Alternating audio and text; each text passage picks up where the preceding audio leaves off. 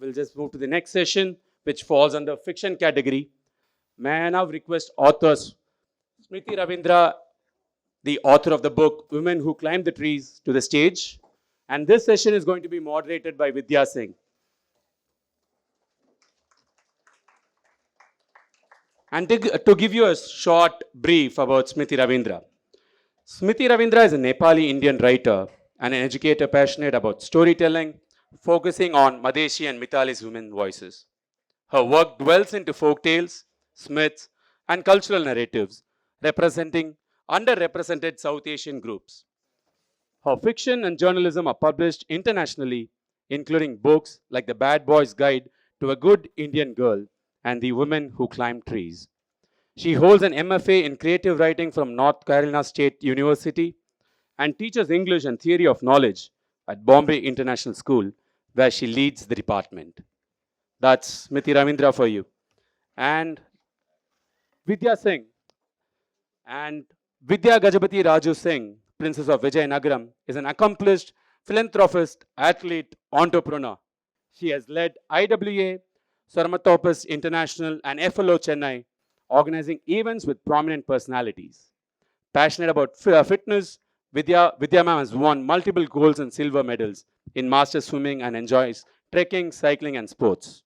Thank you so much, ma'am. Thank you for joining us. Over to you. Thank you very much, Abri. And it is absolutely wonderful to be here today and in conversation with the wonderful Smriti Ravindra. She's from Nepal, and I really welcome her. It's one of my favorite countries, favorite trekking destinations, and I've been there several times and always enjoyed myself. I'm looking forward to following your steps. Nepal is simply wonderful, has so much to offer. So the story we have today, the book The Women Who Climb Trees by Smriti Ravindra, is set in Nepal. And I think it's an interesting story in so many different ways. And I think one of the nicest comments that was made about your book was by Prajwal Prajuli. And he said, the great Nepali novel is here. And I think I tend to agree with that because it is such a fascinating story that you have woven into this narrative. And what made you choose to set the story in Nepal? Tell us that.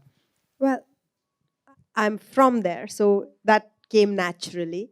But the story is actually not set in Nepal entirely. It's 50% in India and 50% in Nepal, which is a reflection of who I am. I am 50% from here and 50% from there. My mom's Bihari, my dad's Madhesi Nepali, and marriages between the borders of Bihar and Nepal are extremely, extremely common.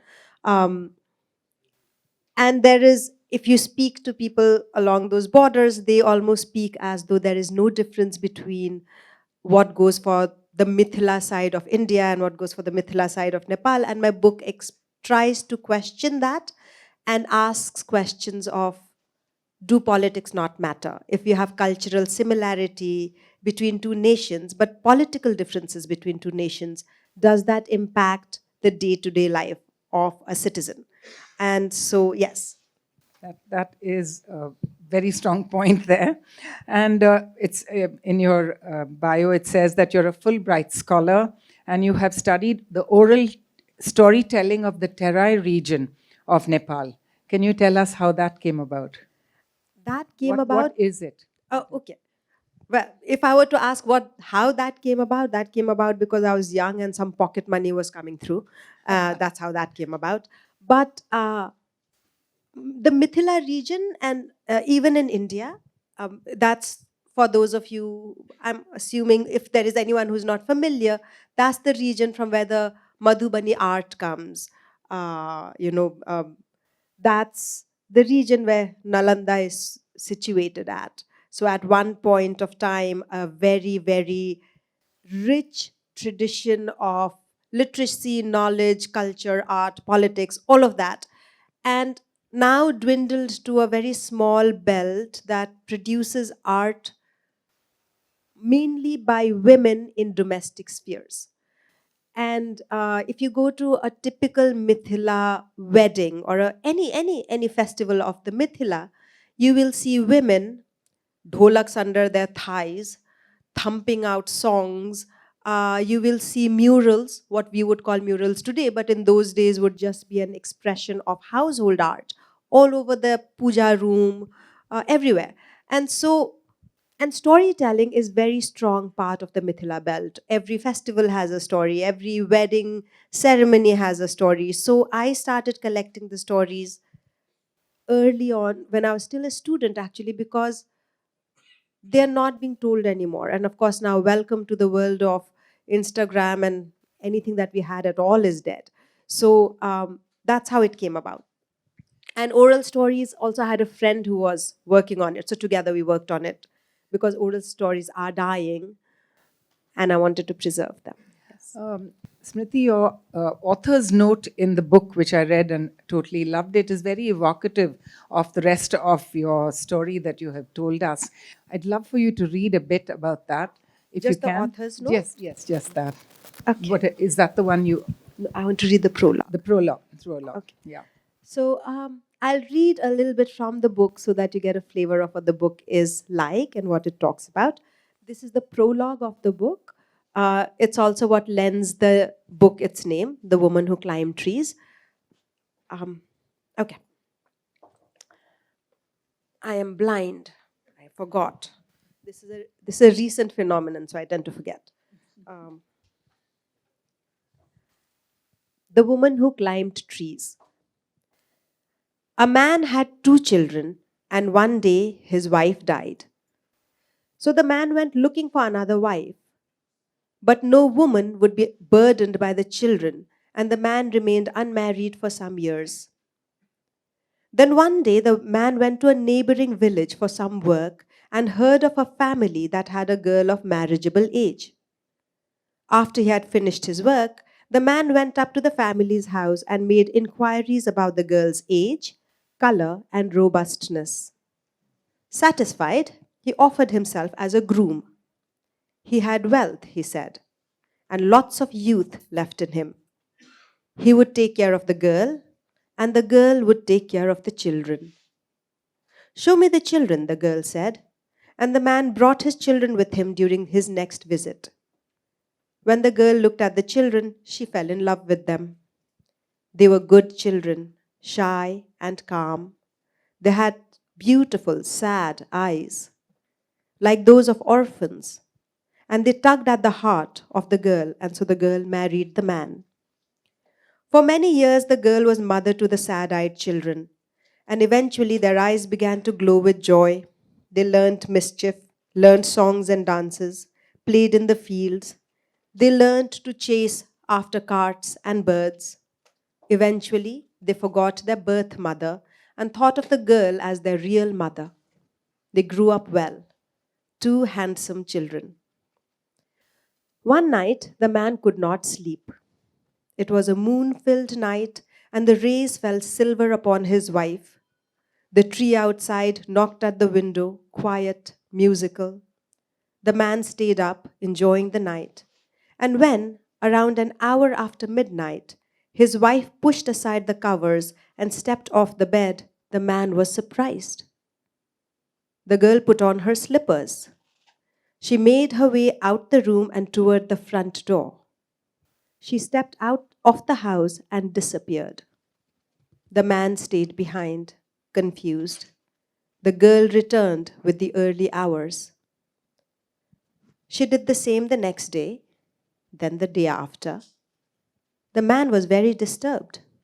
He was very disturbed by his wife's behavior and decided to follow her. One night, after much thought, he tied a thread to the tip of his wife's hair and held the spool in his hand. When she left the bed, the thread on the spool began to unwind and started a white path behind her. After a good interval had passed, the man followed the thread path. The thread went down the lane that crossed the fields and a cluster of huts. It went past the bazaar, past the temple, and followed the river.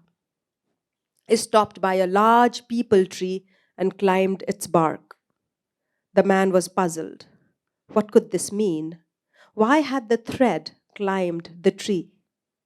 He looked up, and sure enough, there was his wife, up on the tree, sitting on its branches, enjoying the wind and the stars. The man hid himself behind some bushes, and when he saw his wife readying to leave, he rushed back home. For a month after that, he followed her every night. And every night, the girl climbed the tree and sat on its branches. She dangled her feet under her sari. Some nights, she let down her hair, and her hair fell like waterfall upon her back. The girl was beautiful, and the man was in love. But despite all this, he was also tormented. What could this mean? Finally, he began to talk about his wife with others. He told his friends, his sisters in law, his brothers. Word spread. Ah, said the people, she must be having an affair. But after many nights of watching the tree, it was clear there was no affair. She must be mad, said others. But all day the girl worked with such surety and skill that insanity had to be ruled out. Then someone said, she must be a witch. Think of it, said someone. We cannot understand anything she does. Why did she marry this man, someone so much older than her? Why did she choose not to have her own children and raise somebody else's? Why do these children love her? Why does she look more beautiful at night than in the morning? Why does she sit so high in a tree? Nobody could answer. The man thought hard about it and decided it was time to let the children know. She does not love you, she said. She is a witch. That is not true, cried the children. She loves us. She feeds us sweets, stitches our clothes, gives us baths, sends us to school, strokes our hair until we fall asleep, and sings in our sleep so we dream sweet. She loves us. Does she? Said the man. Come with me and I will show you. So he took the children along the next night and showed them the girl. She was upon the branches, light as a bird, her hair flowing in the wind, her skin without wrinkles. Now, said the man, is that a woman or is that a witch? The children stared. They had never seen their mother so lovely, so without a worry, so far away, as though she cared nothing for them or for anything they knew. She is a witch, they said, and returned home with their father. The next night, the man, the children, the friends, the sisters-in-law, the brothers, the elders of the village surprised the wife by springing out of the bushes. When the wife fell off the branch, they gave her a good beating. The wife stared at her husband and said nothing. But when she saw her children, she began to weep. Save me, she cried. But the children, who had never seen their mother look so beautiful, could not step forward. They looked away and stared into the distance in fear. They pushed their fingers into their ears so they would not hear her scream. Then the villagers carried her to the river. The children stared into the distance. They pushed their fingers in their ears and did not hear their mother thrashing under the water, nor did they hear the silence when it came. Thank you. Thank you, Smriti. That was absolutely lovely. And tell me, so this was a story you found through folklore. How did this, the basic premise of the story, where did this come from? I think it's a really common story. The woman who turns out to be a witch because she did something slightly transgressive, or a woman who's transgressive simply because she took time off for herself. It's an extremely common story. You can find it in every folk story, over and over and over again. The woman who turns out to be a woman, a witch, because she did something as simple as take care of herself. And so it wasn't difficult to write at all. In fact, there are at least, I'm just guessing a number, but I think there are at least 20 folk stories and folk songs in the book, because I think our oral tradition, the one thing I learned from those years of collecting oral stories is that our oral stories tell truths that our written stories do not, and perhaps cannot. And I think that is probably because our written stories are edited by a team of people who will pull out from it, sentence by sentence, emotion by emotion, your truth, and make it publishable, marketable trash. Whereas your oral story has no editor. You speak the story of your heart. And over the years, my interest in oral stories have only strengthened, because I find in it a very interesting line between fiction and truth. Because I think, this was something I was talking about when we were in the WOW festival. Somebody asked me, there are many songs in the book that, other than one that I have created and written in the book. And somebody said, they are so feisty and they are so naughty. And I said, they're not feisty or naughty.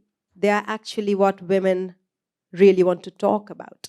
And if you go to some of the weddings, and there were some Punjabi women in the audience, and they said, this happens in our weddings too.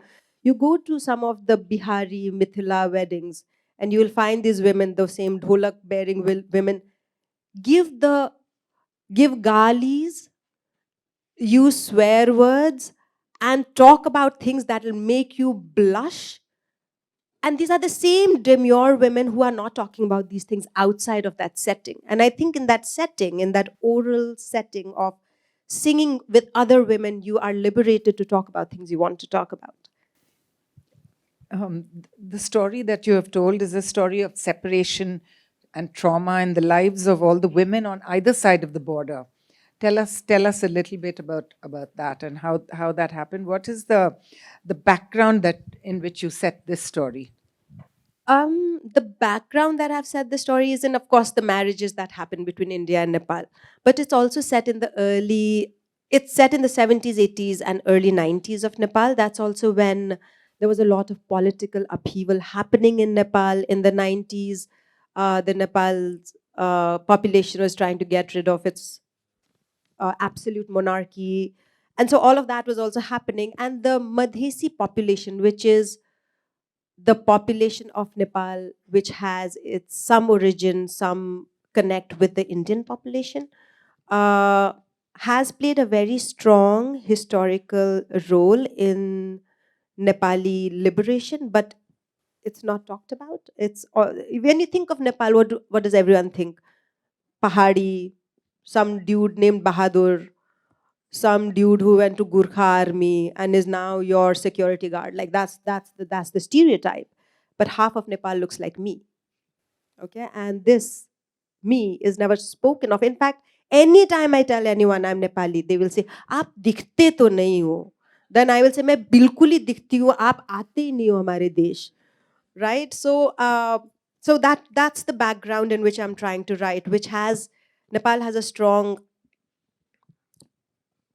population of people who struggle with identity crisis. I'm one of them, and that's the crisis I'm writing about. The story, as you read, kind of really draws you in from the very first page. And I think as a reader, you become a part of the life of Manmohan and Meena. And I think you were able to bring that in so easily into the story. So bring us into the story. I think that was wonderful. Can Thank you just say a few words on that? I mean, if I've managed to do that, I'm really happy. Well, Manmohan and Meena are the two protagonists of the book. The protagonist of the book is Meena. It's her journey. She is the Indian who marries a Nepali and moves into Nepal. Is there a specific question? And no, it's just that she was 14, he was 22 years old, and what happens, the trauma of her separation from her family, being brought into an area that she had no familiarity with. So actually, this is something that many readers of mine have asked me. They keep saying, you've written about the diaspora so well. And I think one of the things I keep telling them is almost every woman's life is a diaspora.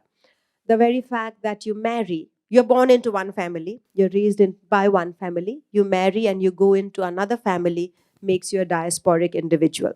Because you have left the nation, the geography of your home with your set of rules where you were at least some sort of a primary, you're never the primary citizen because your brothers are the primary citizens and maybe uska baap, the father is the primary citizen. You're not, but you have some sort of equality in that space.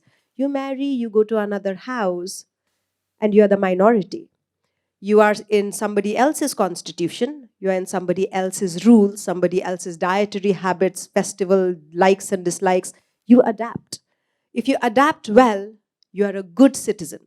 If you do not adapt well, you are a second class, third class, unwanted citizen. You are a rebel, you are a troublemaker.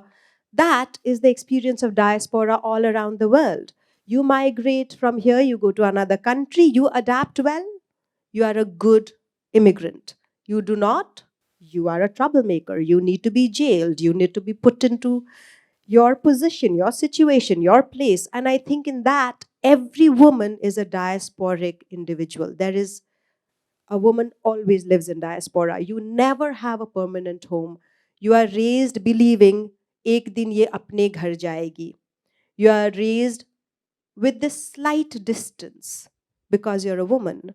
And so, in Meena's story, she is doubly diasporized. One, simply because she is female, and two, because she is a female from a different country. And goes into a country where she is seen already as a troublemaking individual. So, yeah, I don't know. Did I answer your question? Yes, somewhat. Okay. You have also written about the relationship between Meena and the women that came into her life at different times, right from when she was, before she was married, her own sister and others, her later sister-in-law. Now, these are relationships which you have dealt with great sensitivity without actually judging what the relationship between the women was. It's a sort of lesbian kind of undertones to this relationship. Tell us how you were able to negotiate through that, because it is highly sensitive. Even when you read it, it does take you back a little bit. This is also, of course, a question that comes to me a lot. And there are two types of questions that come to me. One that say there's so much lesbianism in the book. And the other, there'll be another person sitting right next to that person and say, really, I didn't see it. And I find that very interesting, that response, I think. And to me, when I was writing it, I wasn't writing about lesbianism. So when the word started coming up, I was a little surprised by it. India is, South Asia is, an extremely homophobic country, but an extremely homo-friendly country. So we want friends with the same sex. We don't want love with the same sex. That's about it. Women have, we're a country of arranged marriages where you marry a stranger you've never met before, and by the accounts of many women I've spoken to, have sex with that stranger the first night of your marriage. I cannot imagine how traumatic that must be. That equation is not an equation of desire. That is an equation, I am assuming, I am still grappling with it, I am assuming that if you marry a stranger and have never had sex in your life before, have not been allowed to have a romantic thought before, that has already been policed for you. You have never held hands with somebody before. And then you get married, whatever age you are, and you've had sex.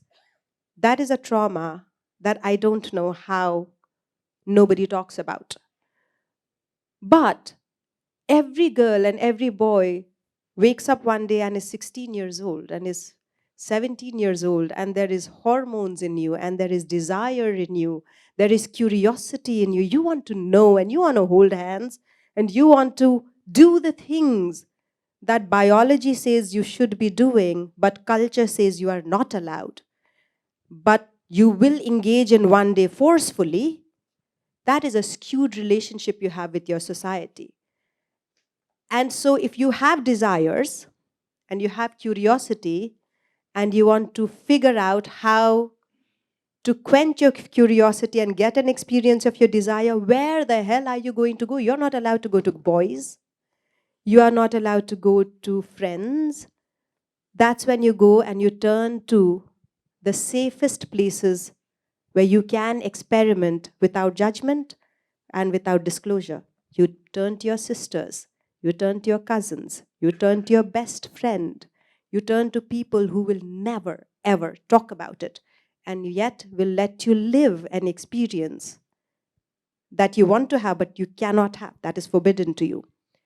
Every time I talk about this, people clamp down, they don't talk to me about it. And then somebody will call me up and say, you talked about an experience I've had, and I've never spoken about it to anyone. I grew up in hostels. So I grew up in situations where there would be 5, 10, 15, at one point 16 girls in one room living together in a space of complete trust and complete sisterhood. And the kinds of experiences that can give you, you won't have elsewhere.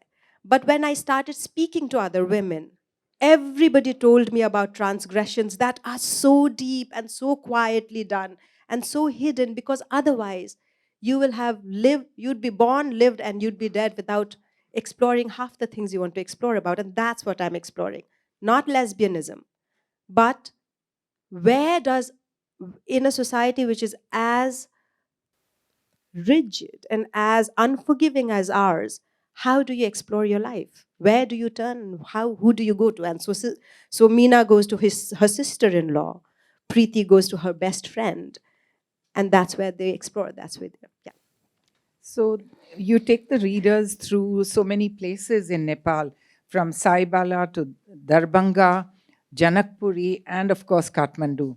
And I think it's wonderful how your story moves through these towns and areas. So was that kind of the path that the girl took in the story? Yes, yes. So Meena is from an Indian town, Darbhanga, which once upon a time used to be actually a pretty prosperous and knowledge-based center of India. And she moves and marries into this small little village called Sabaila in Nepal. The reason I chose this setting is because Sabaila is what where they say Ram's third part of his Dhanush fell at. Janakpur is where Sita was born. And the relationship between Sita and Ram, all of us know. So that kind of connects India and Nepal. So I took those areas to also comment on these things. And also, your story has a lot of dark parts to it, with the insanity of Meena and how her family dealt with it. I think you've dealt with all of these various factors in a very, very sensitive way, but there is darkness to the story. Just 5. Oh, okay, just this last 2 points we have. Yes, I mean, Sasainath just talked about dark parts in India. I mean, what is not dark here? As far as the exploration of insanity, all you have to do is Google, and you will see that the highest number of depression amongst women in the world exists in India. Of course, it's also because the highest number of the population of anything exists in India.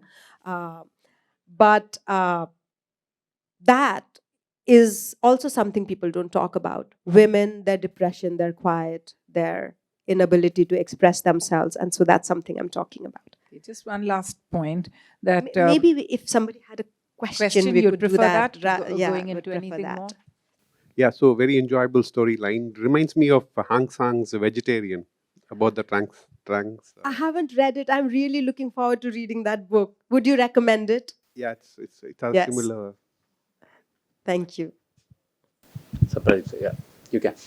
Right. So, I believe stories are psychological, emotional maps for us to deal with all the curveballs that life throws at us. Absolutely. In your reading and listening to stories from Mithila, what are the 2 or 3 belief systems or lessons that they advocate for how we need to live our life? Well, at least in the oral stories, and in the yes, I one of the thing that I've come up with, I also feel that we take from stories what we want to take from it, and one of the things that I hear over and over again is, if there's something you want to do, you need to figure a way to do it, uh, and if you don't, then you just won't get to do it. So there are songs I have written in this book that talk about, and the wedding songs of Bihar are very much about, you know, your husband will try to do this to you and do that to you, so you must find a way around it, like this and like, and they're all very sneaky and really immoral things to be teaching your daughters. But then if you don't teach it to her, how the hell is she going to live? So I think one of the things I take away from these oral stories is morality itself is a power game, and जिसके हाथ में power उसका ही morality चलता है. So you need to figure your own morality out and figure your own path out. Check, check. Thank you so much, ma'am. That was a lovely session. Thank you. And before you leave the dais, Lakshmi sir, can I have you for a moment? And Lakshmi sir, we kindly request you to hand over the mementos to Smriti Ravindra and Vidya Singh.